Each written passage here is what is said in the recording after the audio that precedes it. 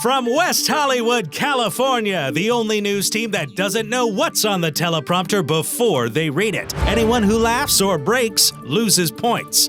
This is Breaking News.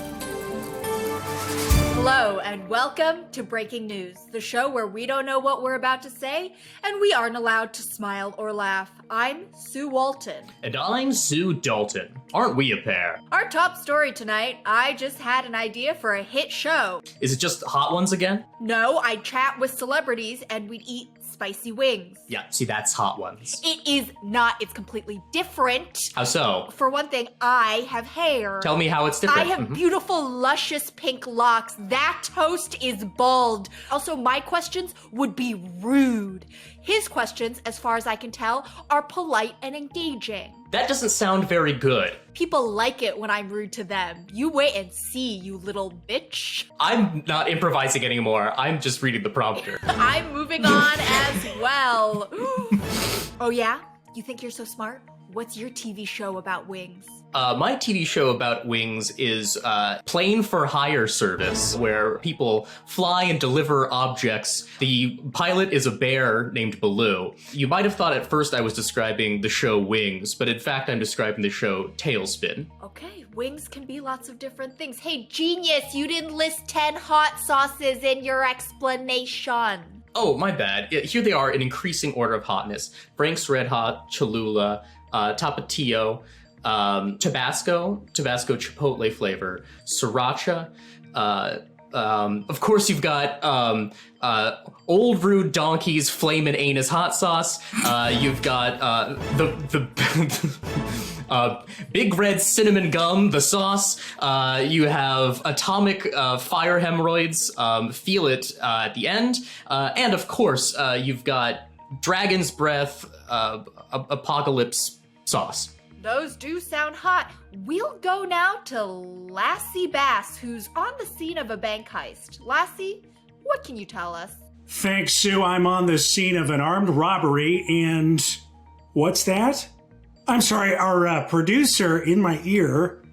Okay, I'm being told I need to go to my kitchen and get the condiment I own that's in the largest bottle of my refrigerator, if you'll excuse me. Fair enough, Lassie. We'll come back to you.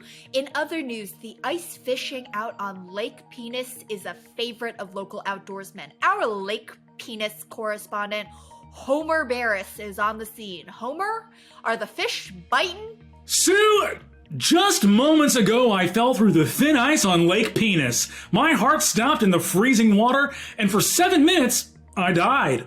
The paramedics shocked me back to life, but while I was dead, I went to hell. Hell is real, and I was there. It's not the fire and brimstone from the Bible. It looks like a Planet Fitness. The only open machines were the ellipticals. When I could get a bench, it was always next to someone much stronger than me every time. I picked up a weight. It was just a little too heavy, so I had to go for a lighter one, and everybody noticed. There were trainers walking around giving me loud pointers on my form. Since it was a Planet Fitness, the floor of the locker room was always very damp, and there were a bunch of crumpled up paper towels near, but not in the trash can. There were scores upon scores of old men changing, and they had on shirts, but no pants or underwear, and they were in no rush to fix that. They were sitting bare-assed on the benches with their long scrotums piled up like loose ham on the Formica. Chilling. Who else was there? Everyone you'd expect. Hitler, Stalin, Goebbels, Rommel, Himmler. It's a lot of Nazis. A lot of Nazis in hell, for sure. For sure. Also, Stonewall Jackson, Jefferson Davis, Robert E. Lee, and it's not even my knowledge of heaven and hell, it's my knowledge of history that's really holding me up here. I'll go with Alexander the Great and, what's the dude's name? Fuck it, let's throw Julius Caesar in there, right? Julius Caesar. Yeah, sure. Homer, I asked you a fucking question. Are the fish biting? God, I love your rude questions. Not really. I wish they were. I wish they ate you and you stayed dead. Now, I'm being told that we have Lassie back with us. Lassie, any updates on the robbery? No updates yet, but I was handed this box by a passerby. Okay, let's see what we got here? Ah, it appears to be a bowl full of good and plenty. You know, a lot of people don't like good and plenty because they think black licorice tastes like they're being punished for something. And the candy coating sheds away like moldy drywall. Not me, though. I can't get enough. Actually, I've just had an idea. I better put this mayonnaise all over the good and plenty and eat it like it's cereal. Just like Mama made it. That seems like a good idea. And it looks delicious. I guess I'm gonna do this now. I guess you better do it. You've said that you enjoy this. You like sugar coating on black licorice with a gooey, viscous emulsion of oil and egg and lemon and salt. Just want to give a huge thank you to whoever cast this episode. Feeling very grateful. To our field correspondent, I might want to add briefly to that list of people who should be in hell. Down the hatch. That's my version of Hot Ones. You can really hear the crunching, which is good. Why don't you prove how much you enjoy it by swishing it around in your mouth? Oh, like wine.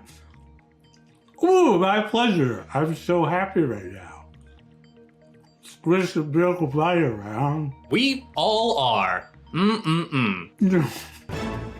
I promise we won't cut away until you have one more big bite and swallow it. This takes so long to chew is the thing. It's pretty wild that Good and Plenty is the only candy I can think of that doesn't even try to describe its flavor in the name. It just references how much of it there is. It's as if the taste isn't worth advertising. But the mayonnaise sure does add something. Oh, baby. What would you say it adds, Sam? Mayonnaise. Fantastic. Oh my god. That'll do it for us at Breaking News. This week's loser is Michael Trapp. Terrible work, Trapp. Well, I'm headed to Lake Penis. Emphasis on the headed.